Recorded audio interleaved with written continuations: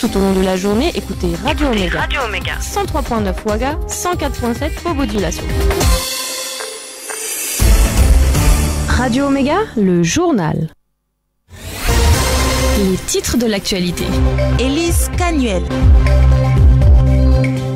Au sommaire de ce journal, la colère et l'inquiétude ce matin des habitants d'un non loti de Garguin. Ils doivent quitter leur terrain. Colère également des contribuables face à des agents des impôts qui ne travaillent pas. Et puis nous démarrons aujourd'hui une série de reportages consacrés aux communes. Qui sont les conseillers municipaux? À quoi servent-ils? Réponse avec Marina Traoré. Enfin, le 8 avril 1994 au Rwanda, les ressortissants occidentaux étaient évacués.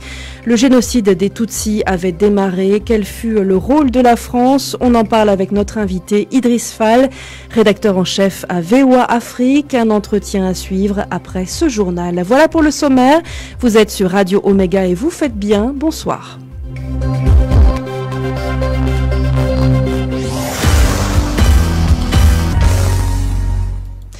Justice, en bref, avec le procès du putsch, demain s'ouvrira une nouvelle étape du procès au tribunal militaire avec le passage à la barre des clients de la partie civile, l'examen des pièces à conviction étant terminé depuis vendredi. Pas d'audience aujourd'hui. Il s'agissait de permettre aux avocats de la partie civile de déterminer l'ordre de passage de leurs clients. La suspension avait également été demandée en raison de l'enterrement ce lundi du père d'un avocat de la défense. Parlons foncier urbain à présent, un exemple parmi d'autres des conflits autour du foncier. Et pour eux, cela fait 10 ans que ça dure. Ce matin, des habitants des non-lotis de Garguin ont manifesté devant le ministère de l'Habitat. Ils réclament leur relogement après des menaces de déguerpissement. La zone appartiendrait à une société immobilière et samedi dernier, ces habitants ont reçu une visite musclée, celle de la gendarmerie. Explication avec Abdul Fattah Tiemtoré. Pour une marche de protestation, elle était assez calme et pacifique. Hommes et femmes, certaines avec des bébés au dos, ils sont plus d'une centaine, peut-être 200 à rallier d'abord la mairie de l'arrondissement 12 de Ouagadougou. Ils se disent révoltés. Depuis 10 ans, ils sont dans l'incertitude. Le terrain sur lequel ils habitent appartient à la société BTM Immobilier qui menace constamment de les déguerpir. Samedi dernier, la tension est encore montée d'un cran. Albert Soubega, l'un des mécontents. Le samedi, nous avons reçu dans notre quartier un certain nombre de véhicules militaires, des gendarmes plus particulièrement. Nous les avons approchés pour comprendre davantage. Ça nous a été dit qu'ils sont venus faire reconnaissance des terrains. Alors, qui dit reconnaissance de terrain veut dire déguerpissement. Alors que depuis plus de 2 ans de cela, nous avons eu l'assurance du ministère qui nous disait qu'ils sont en train de trouver un terrain et quand ils vont trouver le terrain, c'est après ça que nous allons quitter les lieux. La maire de l'arrondissement 12 qui les a reçus leur a expliqué le rôle joué par son administration. Rasmata Nadambega. Depuis 2018, nous avons pu obtenir un espace avec la commune rurale de Komselega qui a même délibéré là-dessus. Et au niveau du ministère de l'Urbanisme, il y a eu des démarches. Le ministre a autorisé un lotissement spécial afin de pouvoir reloger ces déguerpis-là. Les manifestants prennent alors la route du ministère de l'Urbanisme et de l'Habitat. Au pied du bâtiment, Maurice Bonané a essayé de rassurer. Le terrain est bien trouvé et l'aménagement est en cours. D'ici fin avril, le bornage devrait être fait. Un message qui apaise les marcheurs. Albert Soubega. C'est rassurant. Mais maintenant, ce que nous voulons et nous demandons à monsieur le ministre, c'est de demander à BTM de continuer à attendre, de surseoir à sa décision de nous faire partir. Parce que jusque-là, nous ne refusons pas de partir. Seulement, nous attendions que l'aménagement se finisse et que nous allons. Contrairement à Albert, certains de ses camarades préfèrent encore attendre d'être relogés avant d'y croire. Eux aussi étaient une centaine à manifester ce matin. Eux aussi, à Ouaga, des contribuables qui ne demandent qu'à payer leurs impôts. Mais on leur dit qu'il n'y a pas de réseau. Ils ont demandé des explications à la Direction générale des moyennes entreprises du centre 1 et 2. Momoni Yaro était sur place.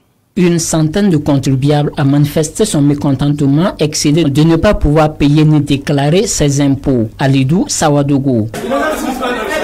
On fait des réseaux. Ils sont dans les bureaux, mais il n'y a pas de réseau. 5h du matin, on est allié. 14h, il n'y a pas de réseau. Ça dépasse 5 mois de cela. Mais aujourd'hui, ils ont suspendu même les dépôts de fiches de compte fiscal là. Qu'est-ce jusqu'à la nouvelle ordre? Qu'est-ce a quitté jusqu'à en haut? Aruna Koulibaly, contribuable manifestant, dit faire des va-et-vient depuis le jeudi 4 avril dernier. Mais on le fait tourner en rond. Les gens viennent pour les déclarations, les caissiers ne travaillent pas. On arrive, ils disent non, de passer voir le receveur. Souvent on passe, le receveur n'est pas là. Or, la date limite des dépôts des UTS, l'impôt sur les revenus fonciers. Et puis UTS, impôt unique sur le traitement des salaires. C'est le 10. Les manifestants disent vouloir des explications sur le dysfonctionnement. Après le 10, qu'est-ce qu'on va faire? Les contribuables vont payer la pénalité ou pas? Ce que nous voulons, qu'ils nous disent si c'est une grève et qu'il faut revenir à quelle date, c'est tout. Ils tenaient coûte que coûte à être reçus à ce propos ou à défaut à remplir leurs devoirs citoyens. Autour de 11h, le directeur général des moyennes entreprises a reçu 5 personnes pour les entendre. Au bout d'une dizaine de minutes, ils ont rejoint le reste du groupe. Il a présenté ses excuses aux manifestants pour le retard accusé pour les recevoir. Puis, il a prié ceux qui ont l'argent liquide d'aller dans n'importe quelle banque et payer. Pour ce qui concerne la documentation, il les a priés de les remettre au receveur. Je n'étais pas là au cours du décès, donc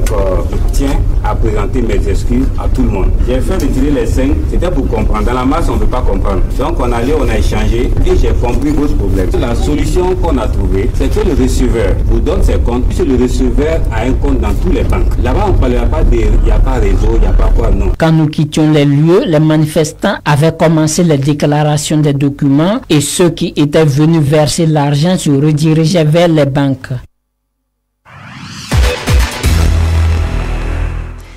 Des questions dans ce journal. Les femmes en politique sont-elles suffisamment représentées? Que faire pour féminiser le paysage politique? Questions auxquelles on réfléchit hier. Des femmes à Ouaga, c'était lors d'une activité du réseau des femmes leaders politiques. Asma Odao. Les femmes venues des 13 régions du Burkina Faso ont répondu à l'appel du réseau des femmes leaders politiques pour qu'ensemble, elles réfléchissent sur la place de la femme dans les sphères décisionnelles, notamment les postes électifs. Elles ont été encouragées à s'engager davantage politiquement. Adeline Kologo est la coordonnatrice des femmes leaders politiques. Nous voyons de nos jours que généralement, c'est les dames qui sortent plus pour voter, c'est les dames qui apportent plus au niveau des politiques, même dans les foyers, partout c'est la femme. Mais au finish, au niveau des responsabilisations, on voit que les femmes ne sont pas tellement représentées. C'est dans cette optique que nous avons créé le réseau, à travers ce réseau de porter nos voix pour nos jeunes sœurs, nos jeunes mamans qui sont de partout et qui luttent aussi. La députée Isabelle Ouedraogo Zongo a représenté le chef du Parlement, président de la cérémonie. Les gens ont dit que la politique c'est un sac à crabe, mais on s'en sort, puisqu'il y a les hommes dedans. Si les hommes s'en sortent, les femmes aussi peuvent s'en sortir. Il suffit seulement d'un encouragement, il suffit seulement de les amener à prendre conscience, il suffit seulement de les amener à accepter et de savoir qu'elles sont leaders, qu'elles sont capables de tout. Donc moi j'invite les femmes à s'encourager parce que nous sommes dedans, mais nous nous en sortons parce qu'on se bat. L'activité est co-parrainée par le député Abdoulaye Mossé et le ministre de l'Énergie. Bachir Ismaël Ouedraogo plaide pour plus de représentativité des femmes dans les sphères de décision. Je lance un appel à tout le monde, à quelque niveau que ce soit, que nous puissions faire vraiment un effort pour les accompagner et que tous les partis politiques, sans distinction, qu'on puisse faire l'effort de faire de telle sorte que les femmes soient beaucoup plus représentées dans nos sphères de décision. Le réseau des femmes leaders politiques est une jeune structure qui a vu le jour cette année. Merci à Asma Odao. Rappelons que selon la loi sur le quota genre votée en 2009, 30% au moins des candidats aux élections nationales et municipales doivent être des femmes. Et le 8 mars 2018, le président du Faso avait promis un taux de 30% de femmes au gouvernement, promesse non tenue pour l'instant. Cette information, elle concerne les infrastructures. Le ministère a dit hier son intention de faire des travaux sur le boulevard des Tansoba à Ouaga, entre l'échangeur de l'Est et celui de Ouaga 2000. C'était à travers un communiqué. En projet, une chaussée de 2 fois 2 voies sur une largeur de 7 mètres, financée par un don du Japon sur près de 3 ans.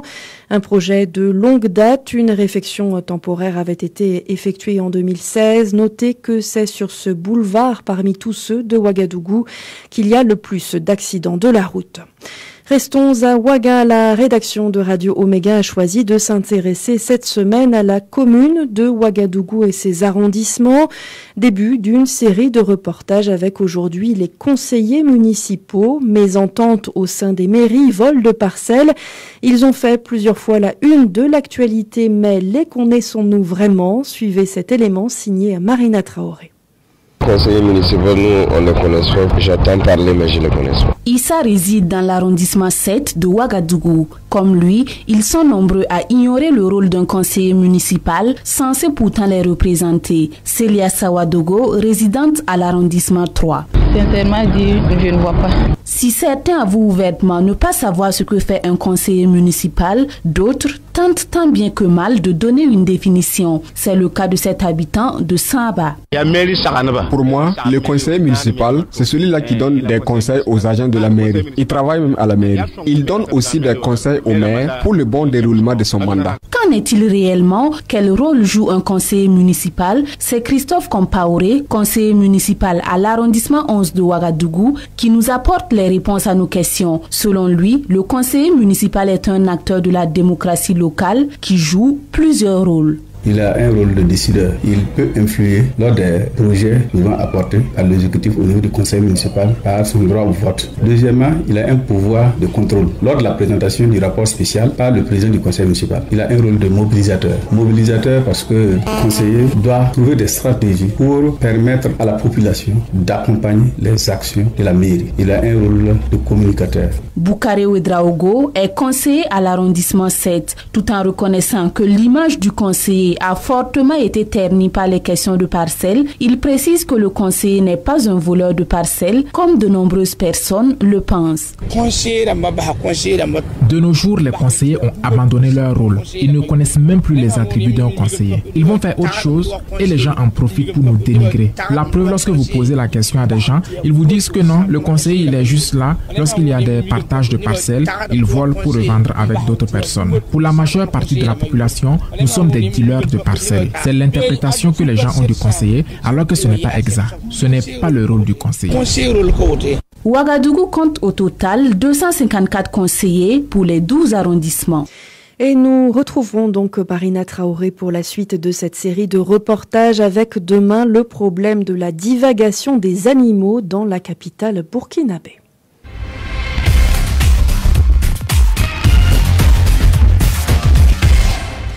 L'actualité internationale avec la Libye. Aujourd'hui, l'Union européenne a appelé le maréchal Haftar à cesser son offensive sur Tripoli.